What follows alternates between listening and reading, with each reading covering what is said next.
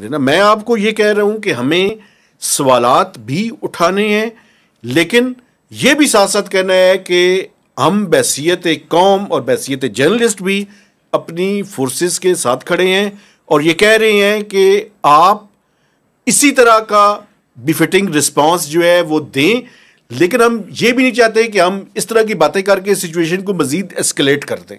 You are right.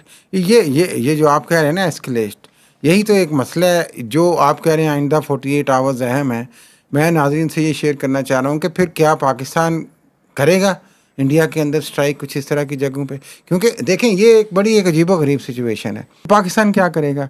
क्या पाकिस्तान भी, जो ख़ुद पाकिस्तान कह रहा है कि ये ब्लेटेंट वायलेशन है इंटरनेशनल रूल्स की भी और राइट्स की भी और वार राइट्स की भी, कि जनाब आप इस तरह से पानी कि जैसी सूरत हाल पे नुकसान कैसे पहुंचा सकते हैं, अटैक कैसे कर सकते हैं, तो क्या पाकिस्तान इसको रेसिप्रोकेट करेगा?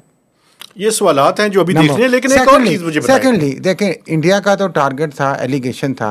अब ये बड़ी अहम सवाल है, इसको आगे हमने जोड़ना है अपने इशू से कि जनाब अलेजिडली यहाँ पे अभी या किसी ज़माने में या अब भी कोई स्लीपिंग सेल्स हैं और कुछ चीज़ें हो रही हैं, ऐसा ही था ना? तो आपके पास क्या है कि जो यहाँ पे हो रहा था, क्या आपके पास है कोई BLA के ठिकाने हैं इंडिया में जो आप अलर्ज करते हैं? तो क्या आप उनको स्ट्राइक करेंगे? क्या TTP के कोई ऐसे ठिकाने हैं, क्या उनको स्ट्राइक करेंगे?